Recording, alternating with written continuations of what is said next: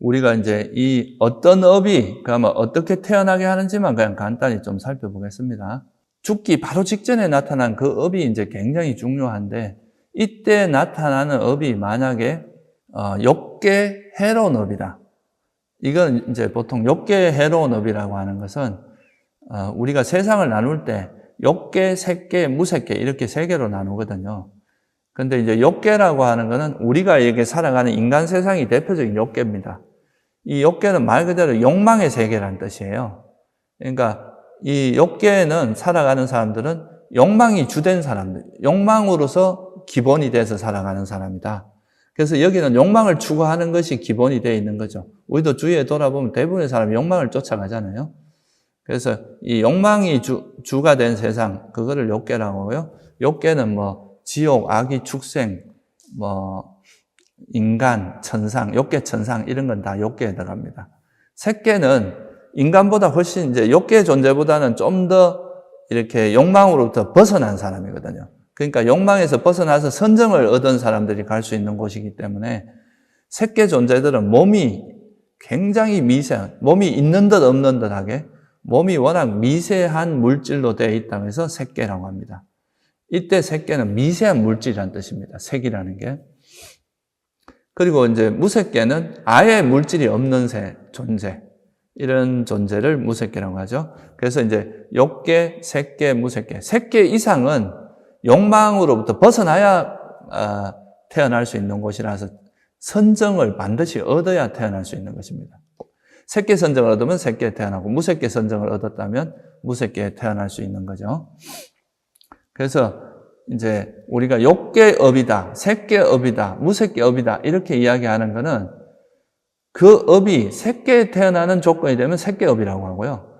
욕계에 태어난 조건이 되면 욕계업이라고 하고 무색계에 태어날 수 있는 조건이 된다면 무색계업이다 이렇게 이야기를 하죠. 그래서 욕계업은 또 두 가지로 나눌 수가 있어요. 욕계 해로운 업과 유익한 업. 그러니까 선업과 불선업이죠. 욕계 해로운 업은 악체에 태어나게 만드는 걸 욕계 해로운 업이라고 하고, 욕계 선업은 선처에 욕계 선처에 태어나게 만드는 거. 색계 선업은, 색계는 무조건 선업입니다. 왜냐하면 색계업이라고 하는 건 선정에 들었을 때의 의도거든요. 색계 선정에 들었을 때. 그래서 색계 선정에 들었을 때의 그 의도를 색계업이라고 하고, 이거는 이제 색계에 태어날 수 있는 조건이 되죠. 무색계 선정에 들었을 때의 의도를 무색계업이라고 합니다. 그래서 이렇게 이제 크게 나누면 세 가지, 조금 더 세분화하면은 욕계를 두 가지로 나누면 선업, 불선업, 욕계, 선업, 욕계, 불선업으로 나누면 네 가지 정도로 나눌 수 있는데요. 첫째, 욕계, 만약에 죽기 전에 내가 욕계 해로운 업이 나타났다.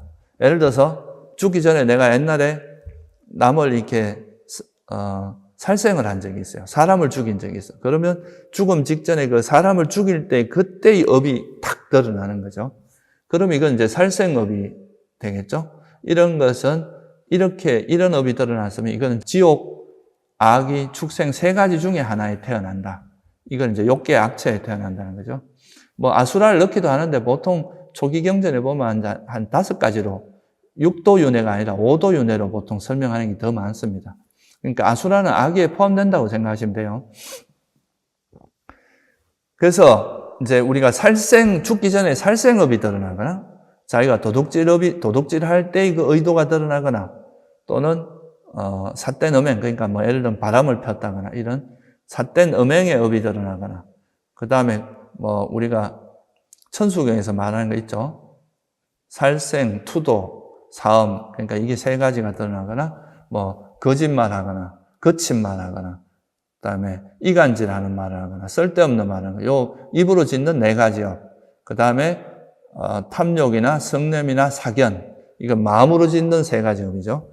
이런 업이 만약에 죽기 전에 나타났으면 이거는 죽기 전에만 이런 업이 나타났다. 그러면 그건 지옥 아니면 축생 아니면 악에 태어나게 된다. 이런 게 이제 첫 번째고요.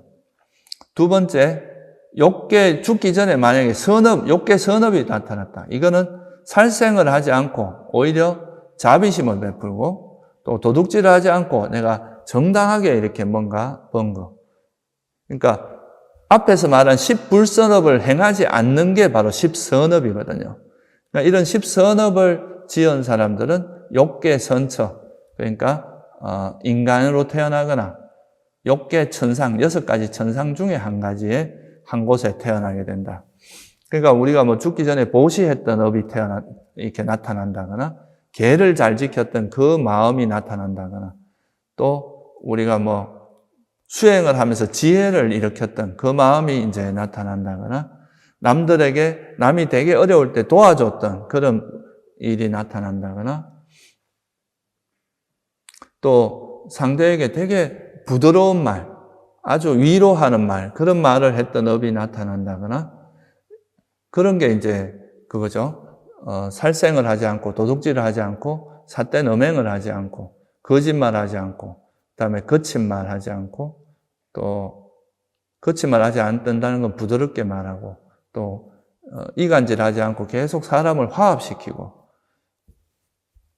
쓸데없는 말을 하지 않고 법담을 나누고, 욕망이 없고 성냄이 없는 마음, 그러니까 삼매에 들었다거나 사견을 없애고 정견을 가졌다거나, 죽기 전에 그러니까 정견이, 바른 견해, 사성제에 대한 통찰, 이런 게 나타나면 이건 반드시 선처에 태어나게 된다. 이런 게 바로 이제 한 가지가 있습니다. 그래서 욕계, 해로운 업을 지으면 욕계 악처, 지옥, 축생, 악위에 태어나게 되고, 죽기 전에 만약에 선업이 나타났다. 그럴 때는 인간이나 욕계 천상에 태어나게 된다. 여러분들이 죽음에 가까이 가서 정신을 바짝 차리고 죽으면, 내가 정신없이 죽으면 악업이 밀려올 것도, 그래서 죽음 직전에 이제 해로운 업이 나타나서 악처에 태어나게 될 것도, 죽기 전에 정신을 바짝 차리고 있으면, 정신 차려서 이제 악업이 일어나는 것을 막고 정신을 차리면서 죽기 전에 이제 선업이 나타나게 할 수가 있거든요.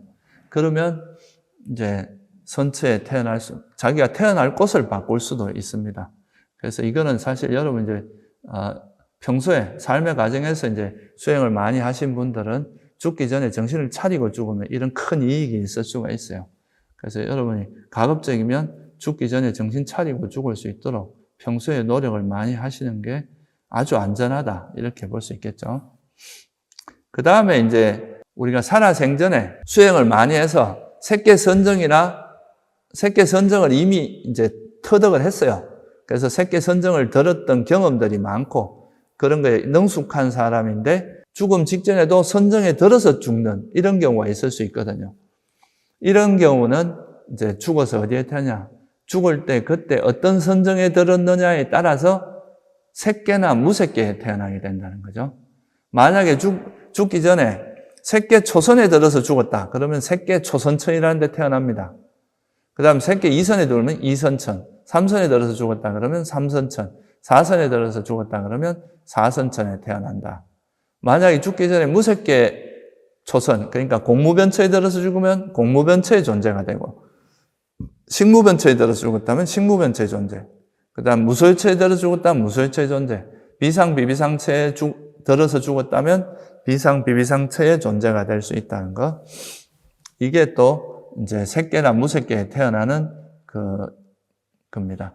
그래서 우리가 이제 죽기 전에 우리가 일생 동안 지었던 수많은 업이 총결산해서 죽기 전에 만약에 해로운 업, 욕계 해로운 업이 나타나면 악처에 태어나게 되고, 그래서 되게 많은 고통을 받게 됩니다.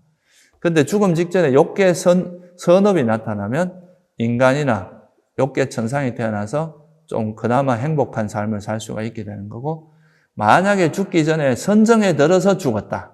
그러면 새끼나 무새끼에 태어나게 되고, 새끼나 무새끼는 아예 고통이 없는 곳입니다. 몸도 되게 미세한 물질로 되어 있거나 아예 몸이 없는 존재니까 이런 존재들은 몸으로 오는 고통이 아예 없습니다. 그러니까 이제 몸으로 오는 고통도 없고, 또 새끼나 무새끼는 정신적으로 화가 없는 세상이기 때문에 정신적 고통도 없어요. 그래서 새끼나 무새끼에 태어난 그 존재로 있는 동안에는 너무나 행복하게 살기 때문에 굉장히 고귀한 세상이다, 이렇게 볼 수는 있지만, 그렇다고 해도 이런 세상에 태어났다고 해도 이것도 이제 수명이 다하면 다시 욕계로 태어나서 악처나 이런 쪽으로 다시 갈 수 있는 가능성은 여전히 가져 있기 때문에 아무리 새끼나 무새끼에 태어났다 해도 해탈한 것은 아니다. 그냥 굉장히 행복한 곳에 태어나는 거지 이게 죽어서 다시 욕계로 태어날 수 있기 때문에 여전히 윤회의 범주에서 벗어나지 못하는 거다. 그런데 만약에 죽기 전에 이제 우리가 아란이 돼가지고 무명과 가래 그리고 탐진치를 완전히 소멸했다면 그 이전에 우리가 지었던 업이 남아는 있겠죠, 그죠? 아란이 되고 난 다음에 새로운 업은 짓지 않지만 과거에 지은 업은 남아있기 때문에 업은 있습니다. 그렇지만 탐진치가 완전히 소멸했기 때문에 이런 사람들은 다시 태어날 수 있는 조건 중에 제일 중요한 조건 중에 하나가 없어진 거예요. 그러니까 이제 탐진치가 완전히 소멸하게 되고 그러면 탐진치가 소멸한 존재는 업이 있다 하더라도 그 업이 결과를 맺기 위한 동력이 없기 때문에 그래서 이제 더 이상 윤회하지 않게 되고 열반에 들게 되는 거죠. 그래서 이렇게 되면 3계 중에 욕계, 색계, 무색계 중에 어디에도 태어나지 않고 열반에 드는 거기 때문에 이게 바로 해탈이다. 그러니까 완전한 괴로움의 소멸이다. 이렇게 이제 이야기하는 거죠.